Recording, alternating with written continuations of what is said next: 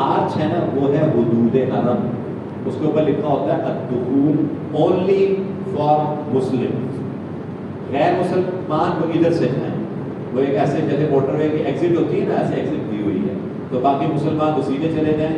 اب اس کا مطلب یہ کہ آپ حدود حرم میں داخل ہو گئے، اب خوب زور زور سے تلبیہ مزید پڑھنا شروع کر دیں، پھر اب انشاءاللہ اطمینان کے ساتھ آپ جب اپنے ہوٹل پر پہنچ جائیں وہاں پر آپ آرام کریں، غسل کرنا ہے غسل کر لیں، ٹھیک، بس اس غسل میں ایک یہاں پر آپ کے نوٹ کرنے والی بات، جن کے ساتھ مستورات ہیں تو وہ یہ کام پہلے کر لیں کہ جس ہوٹل کے کمرے میں آپ کو ٹھہرائیں وہاں پہ جا کے سب سے پہلے سامان رکھ کے آپ نے کیا کام کرنا ہے، اس کے واش روم میں جا کے صابن شیمپو سارے چھپا لینے، سب سے پہلا کام، اس لیے کہ بندہ تھکا آ رہا تھا فوراً واش روم جاتا ہے۔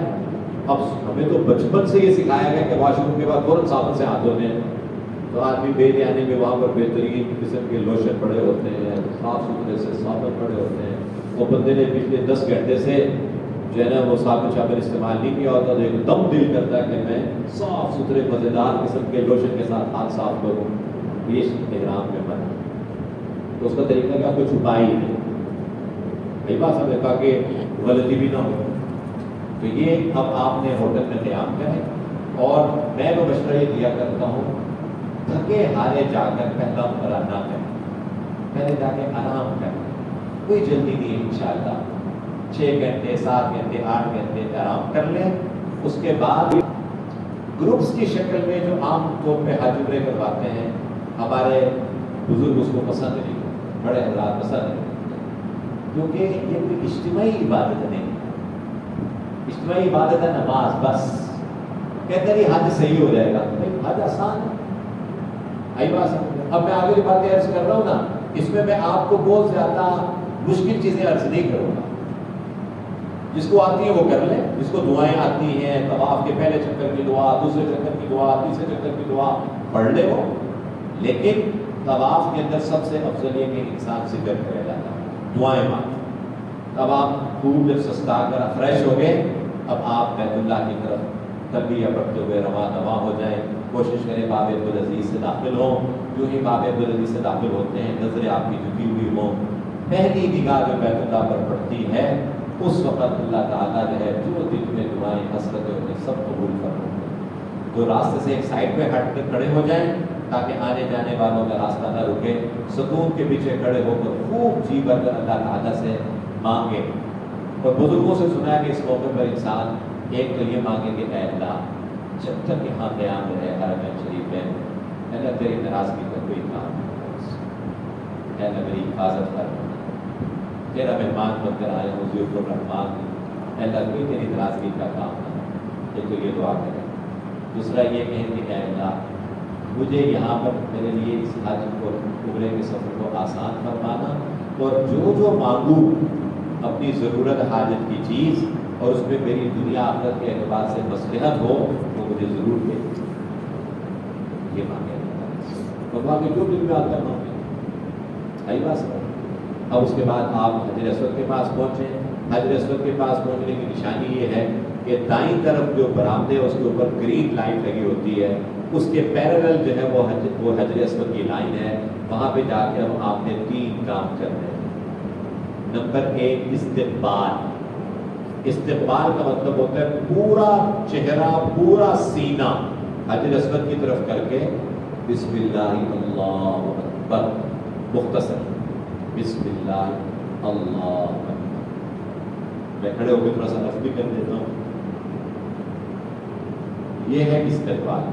مثال کے طور پر یوں حجر اسود ہے تو آپ نے یوں کھڑے ہو جاتے ہیں، گھر والے ساتھ کو ساتھ کھڑا کر لیں، اور پھر بسم اللہ اللہ، جیسے نماز میں کرتے ہیں ایسے اتنے ہاتھ ہوتے، اس کے بعد اب آپ نے یوں کھڑے اپنی سائڈ بدل لینی ہے، اور اب طواف کی جیسے راؤنڈ چل رہا ہے اس میں آپ اس طرح سے کوشش کریں زیادہ گھس کر نیت نہ کریں، جو ایک سرکل چل رہا ہوتا ہے اس میں جب آپ کھڑے ہوں گے تو آپ باقی حاجیوں کو تکلیف دے رہے ہیں، بالکل سائڈ پہ ہو کے جہاں پہ رش نہیں ہے برآمدوں کے قریب وہاں کھڑے ہو کر استقبال کریں، پھر یوں ہو کر پھر دوبارہ اب یہاں پر نیت کرنے کا اب میں عمرے کا طواف کرتا ہوں بھی لیے دل میں، اور پھر بسم اللہ اللہ اکبر، یہ استعلام ہے۔ استقبال میں ہاتھ کانوں تک اٹھانے ہیں، کندھوں سے اوپر کا مسئلہ. اور استعلام میں ہاتھ ایسے کرنے ہیں کہ بھئی جیسے آپ حضرت اسود کو بوسہ دے رہے ہیں، یوں کر کے. اب تو ویسے ادھر دیوار لگا دی ہوئی ہے، یوں کر کے آپ اس کو بغیر آواز آئے، یہ دیکھیں، یہ مکروہ ہے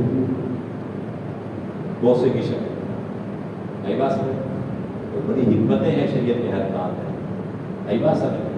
بوسہ دینے کی گویا کہ صرف حالت بنانی بغیر آواز. اب آپ کا طواف شروع ہو گیا، 7 چکر پورے فرمائیں. اس میں جو مصنون دعا جو احادیث میں آئی ہے وہ یہ ہے کہ بیت اللہ کا جو تیسرا کنارہ ہے اس کو رکن یمانی کہتے ہیں، اس سے لے کے حجر اسود کے درمیان ربنا آتنا فی الدنیا حسنہ وفی الآخرۃ حسنۃ وقنا عذاب النار، یہ خوب پڑھتے ہیں. باقی طواف کے دوران کوئی مخصوص دعا طے نہیں ہے. میں نے تو ساتھیوں کو نا تجرباتی طور پر عرض کیا ہے، 7 چکروں کی 7 دعائیں جو سب کو آتی ہیں. نمبر 1، پہلے چکر میں اللہ تعالیٰ کی خوب تعریف کریں جو آپ کو آتی ہے.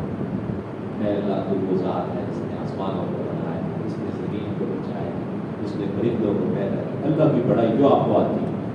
پھر رکن یمانی آ جائے گا، ربنا آتنا پڑھتے پڑھتے ادھر آ جائے. دوسرے چکر میں خوب درود شریف پڑھیں حضور پاک صلی اللہ علیہ وسلم پر. ٹھیک، 2 چکر ہو گئے. تیسرے چکر میں دعائیں مانگیں سارے کے سارے انسانوں کے حضور مسلمانوں کے، فلسطین کے مسلمان، برما کے مسلمان، شام کے مسلمان، افغانستان کے مسلمان، چائنا کے مسلمان، نام لے لے کے. ورنہ کہاں میں موقع ملتا ہے دعاؤں میں؟ جناب اپنی بیوی بچوں سے فارغ ہوتے ہیں تو دعا ختم ہو جاتی ہے. اب تیسرے چکر میں پوری حکومت کے لیے خیر کی دعا، سعودی عرب کے حکمرانوں کے لیے مانگے، اپنے ملک کے حکمرانوں کے لیے مانگے. ٹھیک.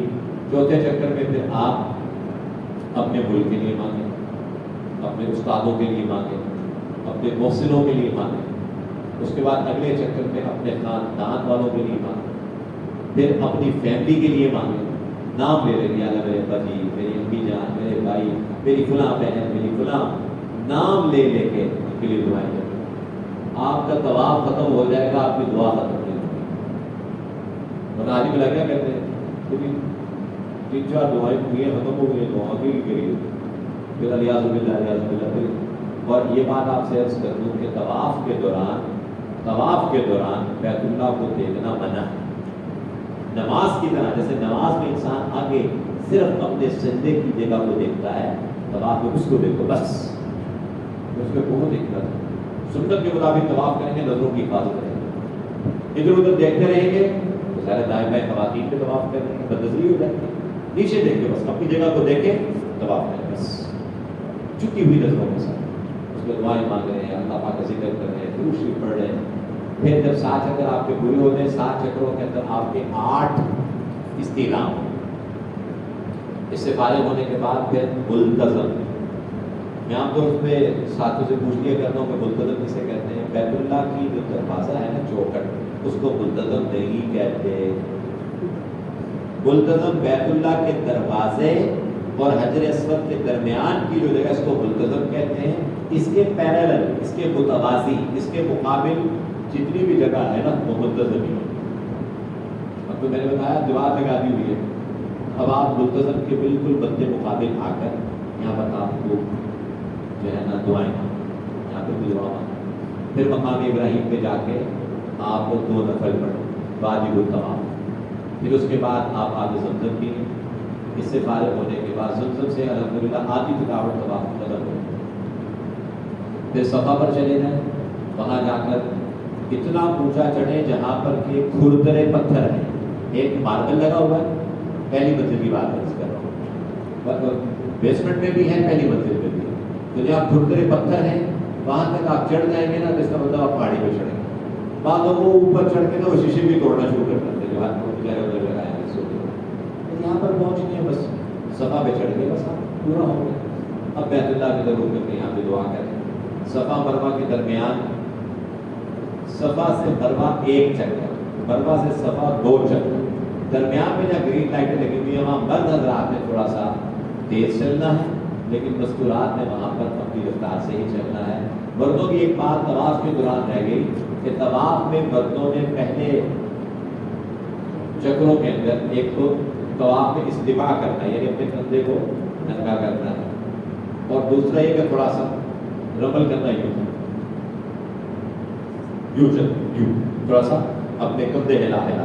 یہ اللہ تعالیٰ کو جو ادائیں اپنے نبی صلی اللہ علیہ وسلم اور صحابہ کی پسند آئیں اور جو ابراہیم علیہ السلام اور حاجرہ کی پسند آئی اس پہ لگا دیا. تو اکڑ کے چلے. تو یہ تصور ذہن میں لائے کہ اللہ کے نبی صلی اللہ علیہ وسلم اور صحابہ کرام بھی فاتحانہ طور پر داخل ہوئے تھے، اور پھر ساتھ امت مسلمہ کی اس وقت کی ذلت کو ذہن میں لائے. اے اللہ وہ دن تو ہمیں کب دکھائے گا، اب تو ہم سرے کندھے ہی ہلا رہے ہیں. حقیقت میں آج امت کا کیا حال ہے؟ اے اللہ آج ہمیں وہ غلبہ دیتے جو تو نے اپنے نبی صلی اللہ علیہ وسلم کو دیا. یہ دل میں لا کر آپ رمل کریں. اے اللہ آج تو میں صرف اور صرف نقل کر رہا ہوں تیرے نبی اور صحابہ. امت کا حال یہ کہ کسی کو منہ دکھانے کے قابل نہیں. اللہ کے نبی کی جگہ جگہ گستاخیاں ہو رہی ہیں اور ہم اس کے لیے کچھ بھی کرنے کے قابل ہیں. اللہ کیا بے بسی ہے ہماری، کیا بے کسی ہے ہماری. اس کو ذہن پہ لا لا کے خوب آنسو بہاتے کہ اللہ آج تو بس صرف صورت ہے رمل کی، حقیقت میں تو ہم کچھ بھی نہیں. نہ ہمارے پاس اسلامی غیرت رہی، نہ شجاعت رہی، نہ ہمارے اندر کوئی بہادری رہی. دنیا کے سامنے ہم خس و خاشاک ہیں، تنکوں کی طرح سے. آج ہمیں کچھ نہیں سمجھتی انسانی. اے اللہ ہمیں وہ غلبہ نصیب فرما جو تو نے اپنے نبی صلی اللہ علیہ وسلم کو صحابہ کو دیا. اس تصور کے ساتھ رمل کریں. اور پھر میں نے عرض کیا کہ صفا مروا کی صحیح مکمل کرنے کے بعد صفا سے شروع کریں گے اور آپ کے جو انتہا ہوگی وہ مروا پہ ہوگی. آئی بات سمجھ؟ یعنی ایک چکر یہ نہیں ہے کہ صفا سے مروا اور مروا سے واپسی ایک چکر، یہ دو چکر ہیں. شروع کریں گے صفا سے اور انتہا ہوگی مروا. ہاں رمل بھی پہلے صرف 3 چکروں میں کرنا ہے، باقی 4 چکروں کے اندر آپ نے نارمل کرنا ہے. استباع جو کندھے ننگے کرتے ہیں مردوں نے وہ 7 چکر میں کرتے ہیں، وہ صحیح میں نہیں کرتے. پھر جب آپ صحیح سے فارغ ہو جائیں، میری اپنی بہنوں سے بھی گزارش ہے، آپ حضرات سے بھی گزارش ہے. ہماری بہنوں نے کینچی ساتھ رکھی ہوتی ہے اپنی حاجت والی تھیلی. کیا کرتی ہیں؟ وہی جو ہی مروا پہ پہنچتی ہے نا، حاجت ختم ہوتا ہے، وہ اپنا عمرہ ختم ہوتا ہے، وہی ڈبوں کے پاس جا کے چٹیاں نکال کے جلدی سے ہلا رہنے کی کوشش کرو. آپ جتنی بھی کوشش کریں، آپ کی طرح آپ اکیلی نہیں ہیں. آپ کی طرح کی لاکھوں عورتیں آج حلال ہونا، انہوں نے حلال ہونا ہے. آپ تو کہتی ہیں میرا تو ایک ہی بال گرے گا، تو ایک ایک کرتے نا. وہ اللہ کا گھر ہے اور اللہ کے گھر کو بالوں سے پاک کرنے کا حکم ہے، اور وہاں بال پھیلا رہے ہیں. اور عورتوں کو بال چھپانا واجب ہے. اب بال آپ نے کاٹے اور تھوڑی سی وہاں پر پنکھے بھی لگائے ہوتے ہیں، وہاں خاص طور پہ جو حبس سے ہو جاتی ہے تو وہ بال تھوڑے سے اڑ جاتے ہیں. اب آپ بیت اللہ میں اپنے بالوں کی بے پردگی کروا رہے ہیں، تو کون سی اتنی جلدی آ رہی ہے؟ تھوڑا سا باہر نکل جائے. اور جگہ جگہ انہوں نے ڈسٹ بن رکھے ہوئے ہیں، باہر نکل کے اطمینان کے ساتھ پردے میں ہو کر اپنی چھٹیاں کاٹ لیں. اور مرد حضرات جب ہوٹل کی طرف جائیں تو وہاں پر جو باربر شاپ ہے وہاں سے کٹوا لیں. وہی اللہ بھائی آج تک آپ نے ساری زندگی کسی مسجد میں باربر کو بلا کر بال کٹوائے؟ مسجد میں تو بال گرا ہوتا ہے اٹھا کے جیب میں ڈال لیتے ہیں، یا مسجد گندی ہو رہی ہے. اور وہ اللہ کے گھر میں جو ساری دنیا کا سب سے بڑا گھر ہے وہاں جا کے بال پھیلائیں. اس سے احتیاط کریں. ابھی آپ کا عمرہ مکمل ہو گیا. اب آپ جب تک آپ کا مکہ مکرمہ کا قیام ہے آپ خوب روزانہ طواف کر سکتے ہیں. ایک چھوٹی سی بات میں عرض کر رہا ہوں جو کورونا کے بعد شروع ہوئی، تو وہ یہ ہے کہ سعودی گورنمنٹ نے یہ اصول بنا دیا ہے کہ نیچے والی جگہ پر طواف کرنے کو بھی جائے گا جس نے احرام کی چادر پہ نہ لے. وہ جو احرام کی حالت میں ہوگا یعنی عمرے والا ہوگا، تو ہمارے دیسی لوگ کیا کرتے ہیں؟ وہ کیا کرتے ہیں؟ وہ جاتے ہیں جناب اپنے ہوٹل پہ، صرف پہنتے ہیں چادریں علامتی طور پر. عمرہ شمرہ کوئی نہیں کر رہا، اوپر بھی چادر پہنی نیچے بھی چادر پہنی اور چپ کر کے سیدھا نیچے چلے گئے. کس میں؟ مطاف. اب آپ خود بتائیے آپ کا ضمیر اس کو گوارا کرتا ہے؟ کیا یہ دھوکہ نہیں ہے؟ جو کچھ بھی ہے سعودی گورنمنٹ نے جو بھی اصول بنایا ہوا ٹھیک. تو پھر میں آپ کو ایک اور طریقہ بھی بتا دوں، پھر کرتے ہیں تو پھر اپنی بیگم والا ایک برقع ساتھ لے جائے گی، وہ پہن کے چلے جائے گا، تو آپ ہی کرنا ہے نا۔ اگر شریعت کے اصول وغیرہ کچھ نہیں ہے تو برقع پہن کے چلے جائے، کوئی بھی نہیں روکے گا، اور آسانی ہو جائے گی۔ چادر تو پھر سنبھالنا مشکل ہے۔ لیڈیز میں چیک کرنا ہے لیڈیز میں چیک کرنا لیڈیز بھی لیڈیز میں جو ہے نا وہ لیڈیز کو چیک کرنا مطاف میں جب جا رہے ہوتے ہیں تو وہی عرض کر رہا ہوں کہ خام کا کیا ضرورت پڑی ہے اس طرح کا وہ کرنے کی۔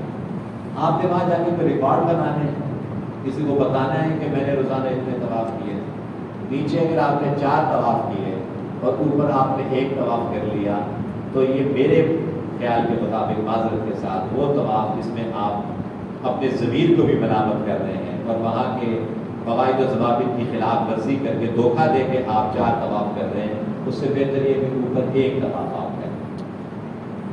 آئی بات سمجھ؟ ہاں، عمرے سے فارغ ہونے کے بعد ایک جو سوال انہوں نے جیسے فرمایا ہے، عام طور پہ اس کو مکروہ لکھا ہے کیونکہ اس کے بعد واجب الطواف آپ نے ادا کرنا ہے۔ کئی طوافوں کو جمع کرنے کے بعد اس پہ اکٹھے واجب الطواف پڑھنا مکروہ ہے، ناپسندیدہ ہے۔ اس لیے کوشش کریں اس بات کی کہ اس پہ اختیار کریں۔ بہرحال عام دنوں کے اندر طواف کرتے رہیں، حرم شریف میں آ کے نماز پڑھتے رہیں اور کوشش کریں کہ جو حضرات اپنی مستورات کے ساتھ جا رہے ہیں اپنی جوڑیوں کے ساتھ جائیں۔ خواتین کے ساتھ ہو جاتی ہیں، مرد مردوں کے ساتھ ہو جاتے ہیں، یہ مناسب معلوم نہیں ہوتا۔ اپنی اپنی جوڑیاں بنائیں، والدہ کے ساتھ جا رہے ہیں والدہ کے ساتھ، بہن کے ساتھ جا رہے ہیں بہن کے ساتھ، بیوی کے ساتھ جا رہے ہیں بیوی کے ساتھ، اس کی ترتیب کریں۔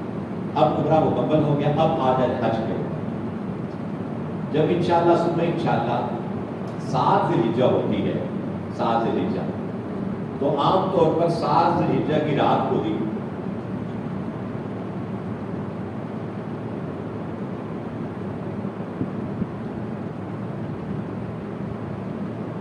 معلم کی بسیں آ جاتی ہیں ہوٹل میں اور وہ کہتے ہیں جلدی چلو ہم نے مینا جانا ہے، تو کوئی حرج نہیں ہے، آپ 7 تاریخ کو بھی صبح یا دوپہر کو جب بھی آپ کے شیڈول آ جائے اس سے تقریباً 12-13 گھنٹے پہلے دوبارہ غسل فرمائیں، اور اس غسل کے اندر بھی آپ خوب اچھے طریقے سے صابن لگا سکتے ہیں کیونکہ اب آپ دوبارہ حلال ہو چکے ہو۔ وہ خوشبو اپنے جسم پر بن سکتے ہیں جس کی خوشبو ہے لیکن کلر نہیں، خوشبو لے کر بغلوں پہ لگا لی، جسم پہ مل لی، پاؤڈر ہے نا پاؤڈر جیسے خوشبو والا آج کل ہوتا ہے پرفیوم پاؤڈر، وہ چونکہ خوشبو بھی ہوتی ہے اور نظر بھی آتا رہتا ہے، وہ نہ لگائیں۔ اب اس کے بعد بیت اللہ میں جا کے موقع ملے تو ایک طواف کر لیں، اور طواف کرنے کے بعد پھر شام کو آپ کو لے جائیں گے مینا، وہاں پر آپ نے 5 نمازیں 8 تاریخ کی ظہر بھی، عصر بھی، مغرب بھی، عشاء بھی، اور 9 تاریخ کی فجر 5 نمازیں پڑھنا اور مینا میں رات گزارنا سنت ہے۔ اب یہاں پر میں آپ کو تھوڑا سا، چونکہ ہم تھوڑے سے لوگ ہی بیٹھے ہوئے تو میں کون سا پورے پاکستان میں بیان کر رہا ہوں کہ سارے یہ کرنا شروع ہو جائیں گے۔ میرا مشورہ تو یہ ساتھیوں کو ہوتا ہے کہ ہر کام میں نہ باقی اپنے ساتھیوں کو، گروپ کے لوگوں کو پہلے موقع پہلے بولا کیا ہوتا ہے بسیں آتی ہیں نا تو جناب لوگ جا کے بسیں بن لیتے ہیں، سیٹ پہ بیٹھ گئے نا تو 4 سیٹیں اور بھی ہاتھ رکھنے کے رومال رکھ لیتے ہیں، ٹھیک ہے پھر آپ پہلے چلے۔ معلم کی ذمہ داری ہے کہ آخری حاجی کو بھی وہ مینا سے عرفات پہنچائے، دوسروں کا احترام کریں۔ اور میں نے تجربہ کیا ہے کہ جو اپنے گروپ کے میں حاجیوں کا اکرام کرتا ہے نا، اللہ پاک براہ راست اس کا اکرام کرتا ہے۔ مینا سے جب عرفات جا رہے ہوتے ہیں لوگوں کو بڑی ٹینشن ہوتی ہے کیونکہ عرفات کا وقوف فرض ہے، تو معلم یہ کہہ رہا ہوتا ہے وہ 8 تاریخ کو رات کو ہی، یعنی 9 کی صبح نہیں، 8 تاریخ کی رات کو ہی حاجیوں کو بسوں پہ بٹھا کے عرفات لے جاتے ہیں، تو 90% تو حاجی چلے جاتے ہیں۔ عرفات میں وہ سہولتیں بھی نہیں ہوتی جو مینا میں اس طرح کے کولر لگے ہوتے ہیں، الحمدللہ کولنگ ہوتی ہے اور میٹرس وغیرہ ہوتے ہیں، آرام ہو جاتے ہیں، کیونکہ آگے جو 3-4 دن ہے نا بہت ہیکٹک ہیں، آپ نے بہت سارے کام اس میں کرنے ہیں، آپ کی جتنا بھی مضبوط ہو ان دنوں میں بہت تھک جاتا ہے، اس لیے آپ کا آرام بہت قیمتی ہے اور سنت بھی ہے رات کو آپ گزارنا، 5 نمازیں پڑھنا۔ تو میں نے تو اپنے ساتھیوں کو مشورہ یہ دیا تھا ہم بنا کی رات آرام سے سوئیں گے، جتنا زور لگائیں آنکھیں بند کر کے سوئے رہے اور 9 تاریخ کی فجر پڑھ کے انشاءاللہ ہم یہاں سے چلیں گے۔ تو الحمدللہ ہمارے گروپ میں لوگ ہوتے 30-35، لیکن میری بات ماننے والے آخر میں نکلے صرف 10۔ رات کو جب بسیں آئیں محلے کے بندوں نے کہا کہ بھئی یہ آخری بس ہے، اس کے بعد تم جانا اور تمہارا حج جانے، ہم کوئی ذمہ دار نہیں ہے۔ تو ڈر گئے، تو رات کو کوئی 2 بجے 3 بجے جو ہے نا سب کو لے گئے، اور آخر میں چند بچے کچھ لوگ بیمار ہوگا یا کوئی لوکل حاجی صرف رہ گئے۔ ہم نے اب وہ پاکستانی حضرات ہوتے ہیں ہمارے دوست کی جو معلموں کے ملازم ہوتے ہیں، انہوں نے اردو میں بہت سنائی کہ آپ نے لگتا ہے سب کا حج خراب کرنا ہے۔ میں نے کہا اللہ خیر کریں، ہم نے فجر اطمینان سے پڑھی، ایک مرتبہ نہیں 2 مرتبہ ایسے ہو۔ فجر کی نماز کے بعد لینڈ کروزر پہ کوئی حاجی صاحب، کوئی سعودی مقامی بہترین سا کوئی ناشتہ لے کے آئے۔ اللہ نے ہمیں بنا کے اندر لاہور میں لسی بھی پلائی، وہ لسی پی کر ہم نے بہترین ناشتہ بھی کیا، اشراق کی نماز پڑھی، اور معلم جو ہے وہ عرب ہوتا وہ آ گیا۔ کتنے حاجی رہ گئے؟ انہوں نے کہا یہ کوئی 35-40 ہے۔ انہوں نے کہا بسیں تو اب ظاہر ہے 35-40 حاجیوں کے بسیں نہ ہو، چلو یہ ہماری جو لینڈ کروزر کھڑی ہے نا اس میں 5-6 کو بٹھاؤ تو عرفات چھوڑ گیا۔ تو سارے تو بسوں میں گھس کر گئے، اور ہم آرام سے الحمدللہ VIP طریقے سے لینڈ کروزروں پر گئے، اور آرام سے 9 بجے ہم عرفات میں پہنچ گئے۔ اب عرفات میں پہنچے تو حاجی تھک کے ہارے۔ اب آج حج کا سب سے بڑا رکن ہے وقوف عرفہ، اور پچھلی ساری رات کا جگراتا، اور حاجی وہاں پر عرفات کے میدان میں پریشان کھڑے، تو اس کی جلدی نہ کریں۔ حدیث میں آتا ہے کہ جلد بازی شیطان، دوسروں کا اکرام، دوسروں کا اکرام، یہ سب سے آخر میں انشاءاللہ جائیں۔ دوبارہ سوال سے پہلے وقوف عرفہ کرنے کے لیے آپ نے عرفات میں پہنچنا ہوتا ہے۔ آپ وہاں پر پہنچ گئے، وقوف کا مطلب یہ ہے کہ اب آپ نے وہاں پر قیام کرنا ہے مغرب تک۔ اس دوران جتنی بھی آپ دعائیں مانگ سکتے ہیں، بہت سارے حاجی وہاں پر آپ کو کہیں گے کہ حج کا خطبہ سنن نہیں، جس ادارے کا رضا حج وہ نہیں، کوئی ضروری نہیں ہے خطبہ سنیں، آواز آ رہی ہے تو سن لیں، خیمہ دور ہے بس یہاں پر اپنی عبادت کریں۔ ظہر کی نماز کو ظہر کے وقت میں پڑھیں، عصر کی نماز کو عصر کے وقت میں پڑھیں۔ یہ باتیں میں آپ سے اس لیے عرض کر رہا ہوں کہ جب خیموں میں جب بندہ وہاں پہ ہوتا ہے نا تو جتنے لوگ اتنی بات، اور عرب حضرات نے ہمارے بارے میں کیا کہتے ہیں، کلو پاکستانی مفتی کلو پاکستانی طبیب، ایسے نے دس بنایا، اگرچہ عربی گرامر کے اعتبار سے غلط ہے، لیکن مطلب اس کا یہ کہ ہر پاکستانی مفتی بھی ہوتا ہے، ہر پاکستانی ڈاکٹر بھی ہوتا ہے۔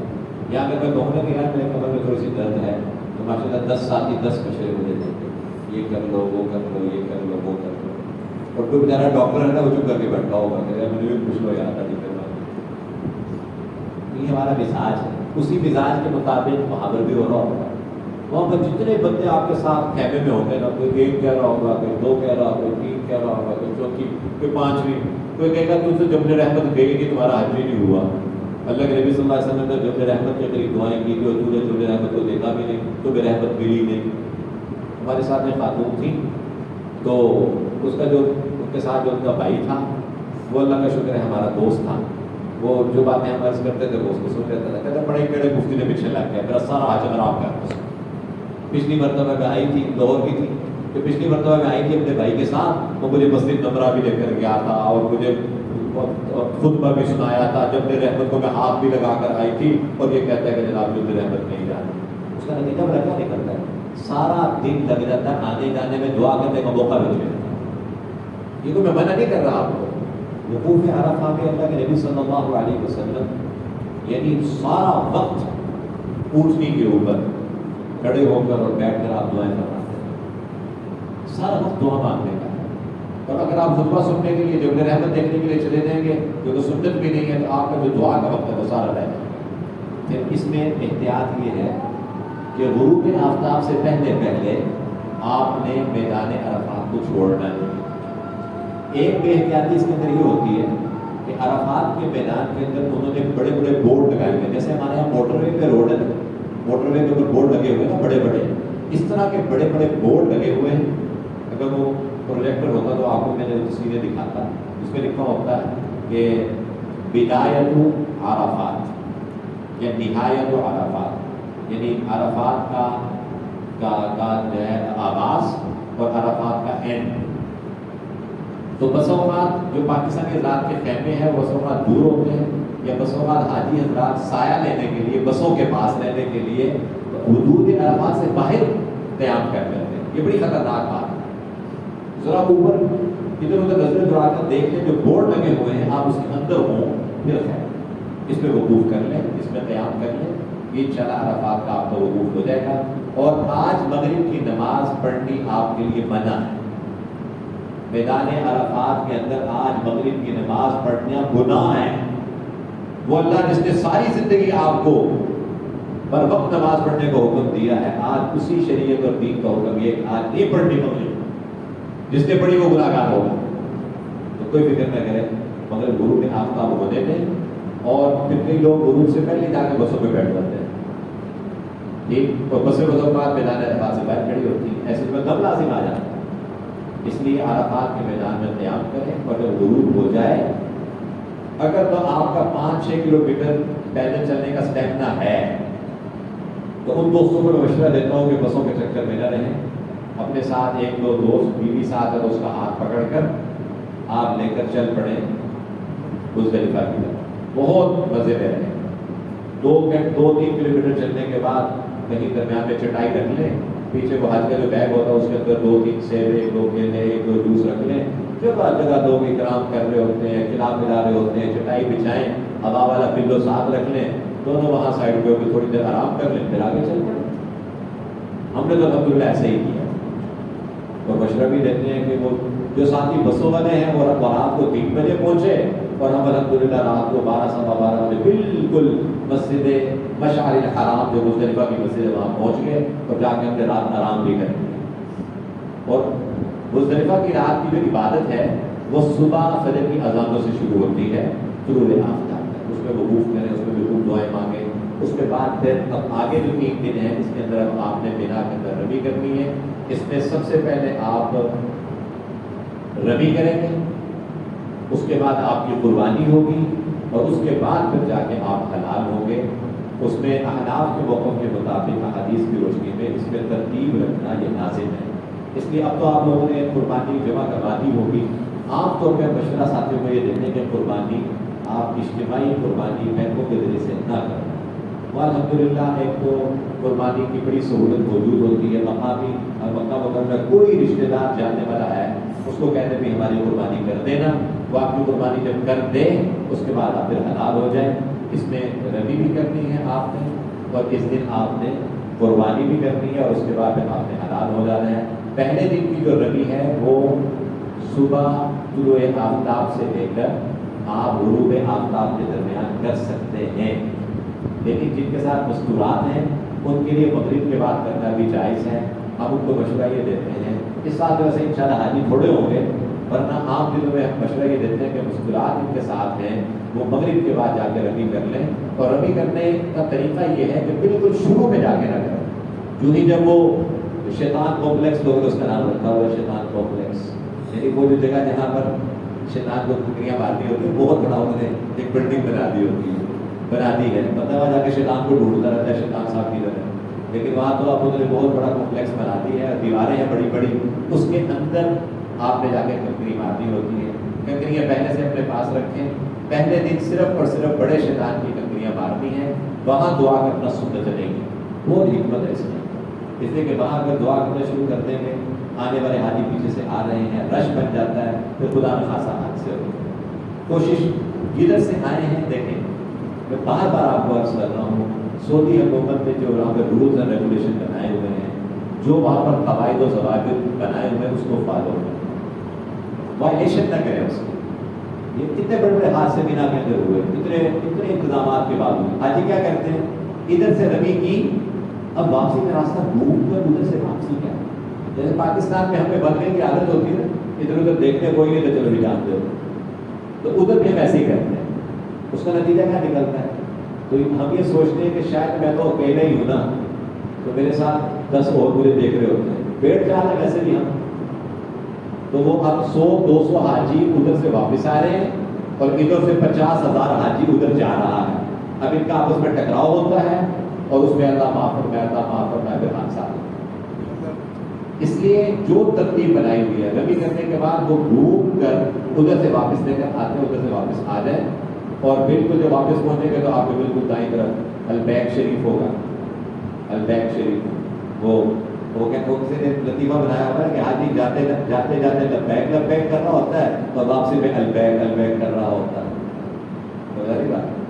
تو ویسے ذکر آ گیا، ورنہ جو آف دا ریکارڈ جو مذاکرے ہوتے ہیں نا، آف دا ریکارڈ اس میں کہتے ہیں باقی ساری چیزیں تو بول بھی بتاتے ہیں، ہم بھی بتاتے ہیں البیک کھانا نہیں بھولنا، تازج کھانا نہیں بھولنا، ضرور کھا کے آنا ساتھ کے بات. تو میں ایسے کر رہا تھا کہ اس میں رمی آپ نے کر لی. اب آپ کے پاس طواف زیارت ایک بڑا عمل رہ گیا ہے. طواف اگر آپ کی قربانی ہو چکی ہوئی ہے تو آپ حلال ہو کے سادہ کپڑوں میں بھی جا کے طواف زیارت کر سکتے ہیں، لیکن اگر آپ کی قربانی نہیں ہوئی آپ احرام کے اندر ہی رہیں. طواف زیارت کے بارے میں ہمارا تجربہ یہ ہے، تجربہ 19-20 ہو سکتی ہے، اختلاف ہو سکتا ہے. 11 تاریخ کو رات 11 بجے کے بعد اگر طواف زیارت کریں گے نا تو بڑی آسانی ہے.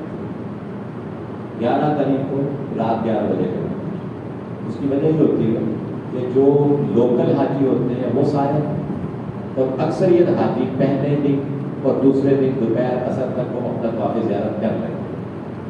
طواف بتا پھر اس کے بعد شروع ہو جاتا ہے. جنہوں نے بحرین قریب سے جو اپنی گاڑی پہ آئے ہوتے ہیں ان کا رش طواف بتا کا فوراً شروع ہو جاتا ہے اس کے بعد. تو اس لیے دوسری تاریخ کو رات کو عام طور پر اتنا رش نہیں ملتا، کیونکہ اس میں طواف زیارت کے علاوہ وہ طواف تو آج کل ہے نہیں. جتنے بھی حاجی آ رہے ہیں طواف زیارت کرنے ہی آ رہے ہیں وہ تقریباً 1.5-2 دن میں فارغ ہو چکے ہوتے ہیں. تو عام طور پہ دوسرے دن ہم نے یہ دیکھا کہ رات کو عشاء پڑھے جا کے حرم میں رمی وغیرہ. تو آسانی یہ ہے کہ اس دن رمی کریں مغرب کی نماز کے بعد مسکرات والی. رمی سے فارغ ہو کر وہ شیطان کمپلیکس سے نیچے اترتے ہی ساتھ ہی باہر نکل جائے، وہاں ٹیکسی کھڑی ہوتی ہے، وہاں سے ٹیکسی لیں اور عشاء کی نماز آ کے حرم میں پڑھیں.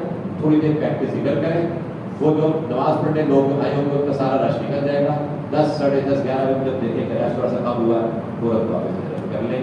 یہ حج کا تیسرا بڑا فریضہ ہے جس کی ادائیگی کے ساتھ ہی الحمدللہ آپ کے حج کے فرائض پورے ہوں. اب پیچھے اب آپ کی 2 دن کی رمیاں رہ گئی ہیں، 12 کی 11 کی اور 12 کی، اور رمی اپنی کو مکمل کریں. یہ یاد رکھیں کہ دوسرے اور تیسرے دن کی جو رمی ہے یہ زوال کے بعد ہے.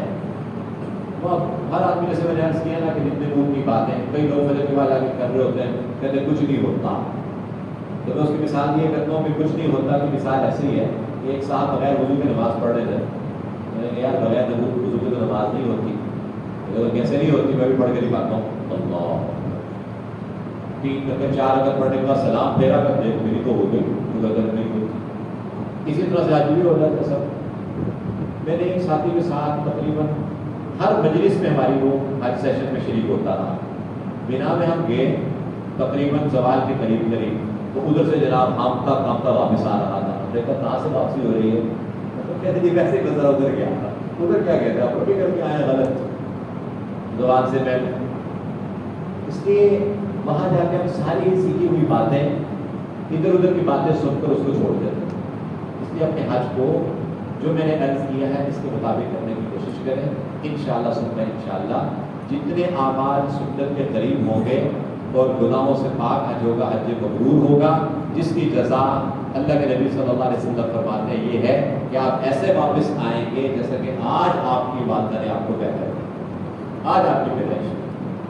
تو یہ سارا کا سارا جو حج کے لیے مختصر نقشہ ہے.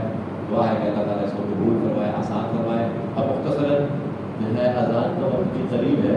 ہاں 2-3 منٹ ہمارے پاس ہے. اذان کے بعد بھی کچھ سوال اگر کسی کے ذہن میں ہے تو فرمائیں، پھر اس کے بعد دعا کریں. جی